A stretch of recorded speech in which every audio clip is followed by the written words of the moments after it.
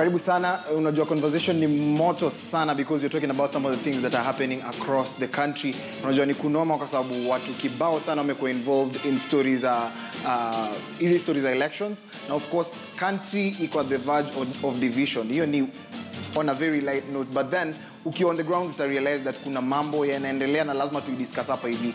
Kila jambo ni serious na lazima tubonge na watu. So leo tunabonga na wasi wenye wako farthest kabisa. Na kukutana na Morris hapo hivyo Kisumu.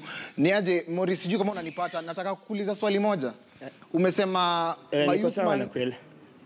umesema my youth man wako on the ground hawapigani ama hawako involved in these issues. Unasema shida inaletwa na politicians. How true is that? Yet hatujaona politicians wakishikana mashati wakichapana. Tunaona my youth man on the ground wakipigana. Kwani jana ukuona kama wanashikana masati? Jana ilikuwa story ya chai. Ilikuwa story ya chai. Chai hiyo ni yao. Sasa wewe fikiria, sasa zile unakunywa hiyo chai yao, unaona vile wanabonga huko. Ndio vile wanatuongelesha hapa mtaani. Wacha nikuambie kitu moja. Unaona hao politician hawa, kuna wakati tunawapendeza tena sana. Unaona? Wacha ifike saa zile sasa napata kidonge chake mfukoni, ndio utajua huyo mtu tabia yake ni nani. Unaona? Yeye atakukuja hapa mtaani, utamsaidia kazi zake ya succeed aende. Unaona? Alafu wewe atakuja kusahau. Acha nikuambie kitu moja. Bana wao wanafanya kazi nyingine mtaani hapa kukimbiana na hao makarao hapa mtaani bana, ile mbaya sana. Unaona?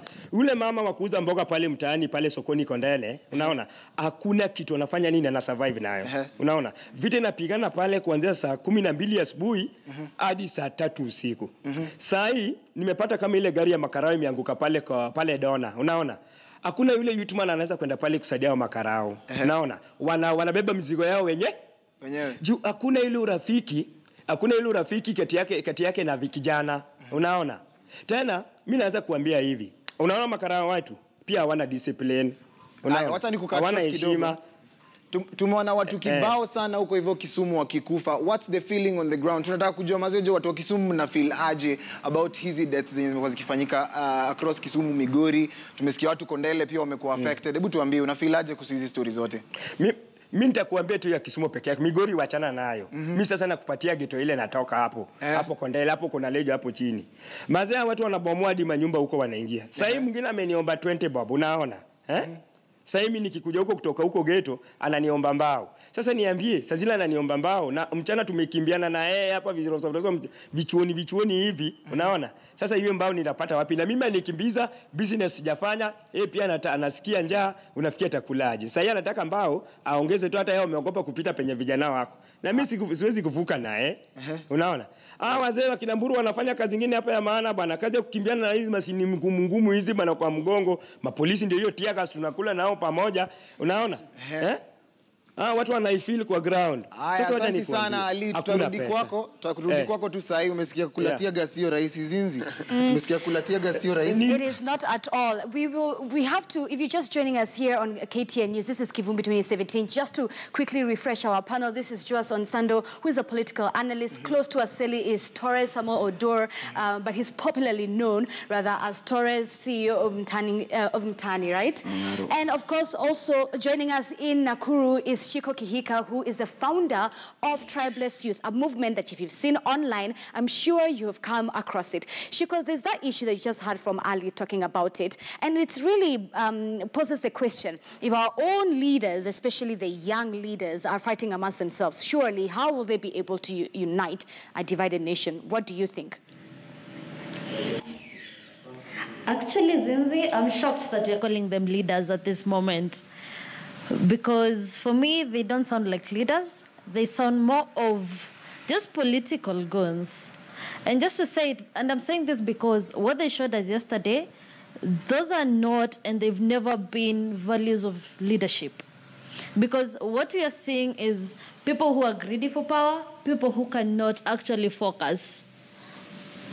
Right. And Shiko, I know you have taken it to heart to help young Kenyans more specifically talk about this issue of tribalism. Earlier on, we were just discussing the issue as, are we just as tribal as our fathers and our forefathers were, but we just don't talk about it until 5 years? Yeah. I think our main problem is that we've made tribes a taboo to talk about. It's been Like, we've not had conversations about tribes until people started fighting tribeless youth online. That is when people started having these candid conversations about tribes. Our forefathers, were they really tribal? Yes, because they divided into troops that thought that is how they fought for power, and this is what is eating us up to now. But then, are we this tribal? No, we are not. Why? Because I feel we are only tribal after every 5 years. And we are not tribal because we hate each other. We are tribal because our political kingpins said ABCD. So I still feel like we as young people, we should actually take advantage of this space. Stand up and say it's time for us to fight for what is really ours. All right. I'll say 2 things. And I think I need to react to this immediately. Number one, I don't think we are tribal every 5 years. I think we are not tribal at all. Because if we were tribal, it would be in our DNA. It would influence every fiber of our being. Who you consume from, who you sit with in a matatu, and so on and so forth. What we are is angry young people. Every 5 years, the politicians package that anger as tribe and then show us where to direct it. That is why it only happens every 5 years. Because from next year, I'll be consuming from my whomever brother without asking. Ushaipanda matatu ukauliza konkodi wewe ni kabila gani? Alafu ukapanda ile iko empty.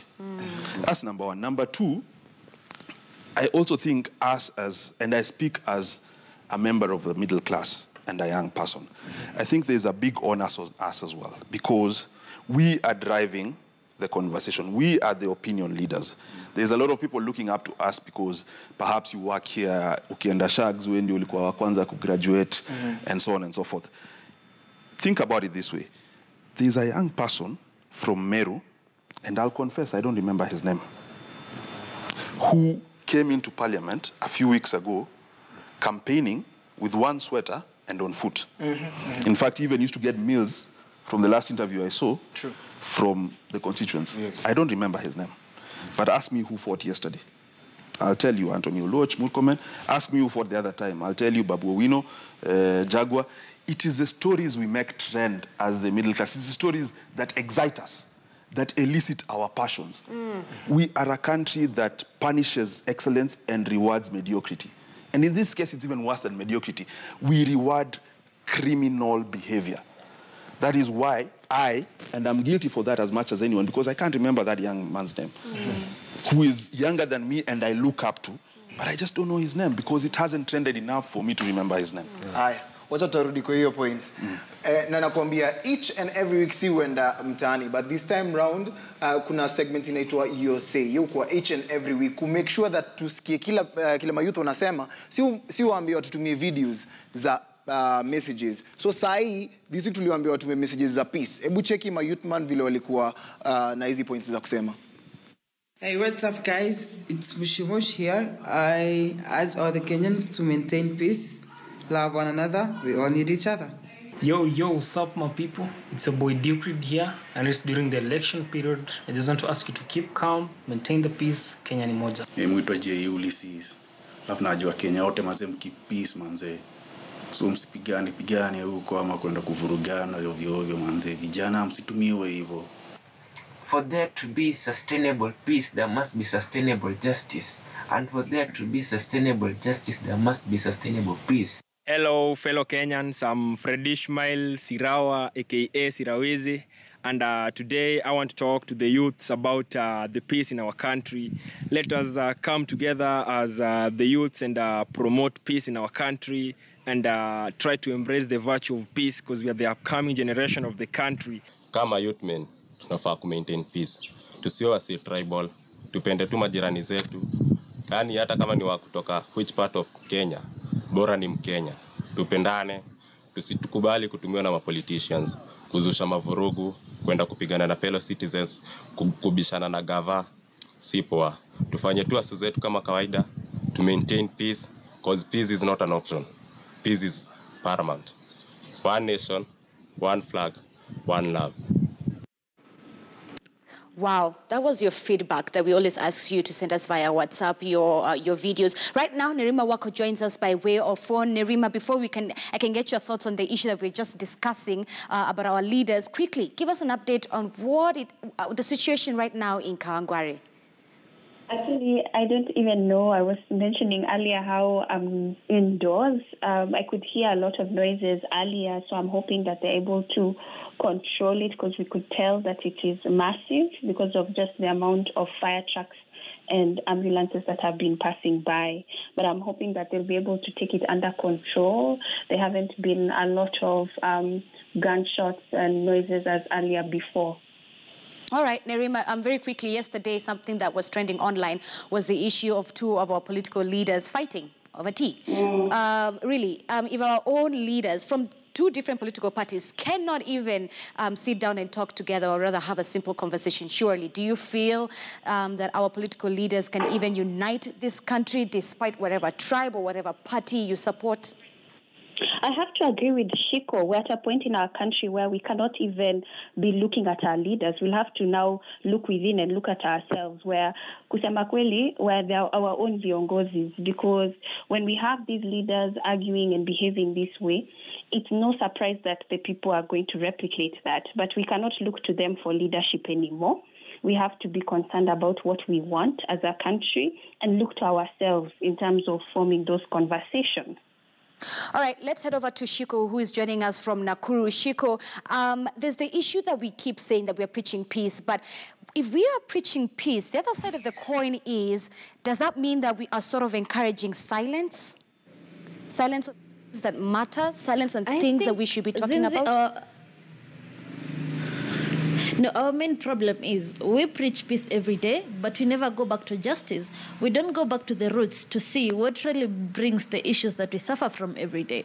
Because you look at where our nation is, we have so many past or historical issues that have never been settled. But then every day we say, let's have peace. We cannot have peace when we have angry souls. We cannot have peace when we have vulnerable young people who are waiting for politicians to come pay them to go fight. We need to address issues affecting young people. We need to address issues affecting our nation, and then we can now address peace. Because as someone said in those videos, sustainable peace depends on sustainable justice. Okay, all right, that is Shiko Kihika Teres. There was the issue that Aseli had asked us actually earlier on about our leaders, and I want you to comment about it because you are nodding in agreement. Okay, what I can say is this. You see, the leaders that we are choosing, like the leaders that we are electing, the young leaders, wenye tunaweka kwa hizi viti, by the way wanatuangusha. Kwanza wanatuportray vibaya sana huko mbele. Starting with Jaguar, Babu, Wino, jana wengine wanapigania juu ya chai, sijui kama ilikuwa ni kikombe dogo ama ni kikombe kubwa. Na unaweza kama Ungwaru tuwabaie. Na tunaweza kama mtu mtaani na tuwabaie. The other thing is, venye wanajiportray, unaona? Mpaka watu hii, mpaka mtu yeye anakuuliza daddy ati wanapigania kikombe gani? So you see, hao wenyewe ndio wanafaa kushow a good example huko juu. Na unaona pia hao ndio hata ule Telia amesema, ule Telia wa Kisumu, that hiyo venye walikuwa na react ilileta pressure mpaka huko mtaani. Hebu imagine. Na tunasemaje, mtu kama Murkomen, ni jamaa tunamtambua, ni boy wa nguvu. Mtu kama Oluoch wakili, wote ni lawyers, but you see walikata kwenda kotini kurushana history, petition story ya chai kwa koti, wanashikana makoti wenyewe. By the way, mimi navulia nani? Navulia Sakaja kofia. Exactly. By the way, Sakaja is a great guy. Ukweli. Josh, I agree. Wacha nikuulize swali moja. Police brutality Mazijo. Nataka quick comments on that because wase wanadai hiyo ni kitu moja, na pia kuna new term mimi nimesikia Mazijo, sijasikia hiyo term hata nikichop, ethnic profiling. Is it true or false? Tunataka kujua comments on that. I mean, with regards to, let me start with ethnic profiling. There is a report out by an independent commission established by the Constitution. You know, people confuse, there's a KHRC and there's a KNHRC. KNHRC is actually a product of the new Constitution. It's one of the independent commission. And they have a report out. And in that report, they give evidence to allude, as far, I've only read the synopsis, I won't lie that I've read the entire report, but in the synopsis, they say that there is evidence to allude that there actually is ethnic profiling going on. And they give names and locations of people who were killed. That being said, it's a tricky issue. It's very tricky. I get a bit emotional because it's painful to hear that a 15-year-old was innocently walking to buy ice cream, or that's the story, and he was shot dead. 2-year-old and people. 2-year-old, and you know, sometimes when they say a 2-year-old, you know, for a man like me, it's not easy to identify. But I remember when I was 15, and I remember being in situations that today would be considered dangerous, that back then were normal situations. I think the pertinent question is, are people dying? Yes, they are. Are these people dying while committing a crime? And if yes, did they pose a threat enough for the police to have to react in the way they did? On the face of it, there is no yes to any of these questions. Because if, say, you shoot 2 protesters in a protest, I would expect you to arraign 5 more in court who were part of the 7 that were part of a conspiracy committing a crime. So if you're killing people just so they don't come to the streets tomorrow to exercise their democratic right, then there's a problem. And it's a serious problem. Wacha nikukat short kidogo Torres, teki. Mazejo, mimi nataka uniambie vile una feel. Kwa sababu first of all, kuna youth man mwenye buda yake ameshutiwa leo. Ama bro wake mbigi ameshutiwa leo. Or a mother has lost a child. Unaona, ama mother amelose mtoyo wake, umeget? Mimi nauliza, unafikiria hii generation imekuwa exposed to so much blood in that itakuwa ni hard sana for them to forgive mtu wote mwenye amekuwa involved in such levels of crime? Okay, before nijibu hiyo kitu hiyo swali, naweza sema hivi. Mimi mwenyewe naweza sema personally nimekuwa victim. Kuna one of our members wa Mngaro Mtani mwenye alikuwa tarehe 8 ile siku ya election ile ya first. Alikuwa anasherehekea tu ushindi, but alishutiwa. Jamaa alishutiwa coach tu akisherehekea. So unaona hata sisi sasa hivi tume lose friend. Tume lose jamaa mwenye alikuwa anasaidia na amewacha watoto 3 na wife mdogo sana. So you see it's very painful. Mimi kitu mimi bado nasema ni kwamba the police wenyewe makarao pia wana mavijana. Vijana kama sisi. Hebu imagine wewe unaingia kwa nyumba, unapiga tear gas, kuna mtoi mdogo, you don't feel like. But mimi naweza sema hivi, wazazi wetu pia wanafaa kutuambia tutulie. Juu sasa hizi leaders wame take over us. Wamekuwa kama wazazi wetu. But our parents pia wanafaa kutuingililia na kutuambia tukaeni chini tusaidiane. Tufanyeni vitu zenye zinaweza tusaidia. So sometimes mimi before nimalize naweza sema kwamba people are my youth wana dead. Wa youth wana dead juu ya kitu yenyewe sio yao. Hata ukishipu upelekwe karao. Wenye brother anasema hapa. Hakuna kitu watakujaji nayo. Watasema tulikuwa tunafanya nini? Uko na dafurugu. So please shikeni watu mpeleke ndani. Wacheni kuua watu. All right, we'll leave it with Torres' comment as you've heard. Torres, a.k.a. Samuel Odor, Johnson Sando, Morris Ali, who was joining us from Kisumu. We also had Chiko Kihika joining us from Nakuru, Nerema Wako joining us by way of phone. And of course, you at home who makes it this show very much possible. Thank you so much for watching KTN News. This is Kivumbi 2017. Betty Chalo comes on to take it after as we give you a full coverage, really, of the rerun of the election. My name is Zinzi Kipiko. Good evening. Of course, and the hottest man in Eastern Central Africa, Brian Asili Change Anzangi Friday peke yake na Kafiti, thanks to Fanatics Boots unaweza find IG, but then tupatane next week same time. Conversation iendelee Twitter kwa sababu ni kumoto kama pasi. Sisi ni mayouth, lazima tu stand in the gap. I'll see you.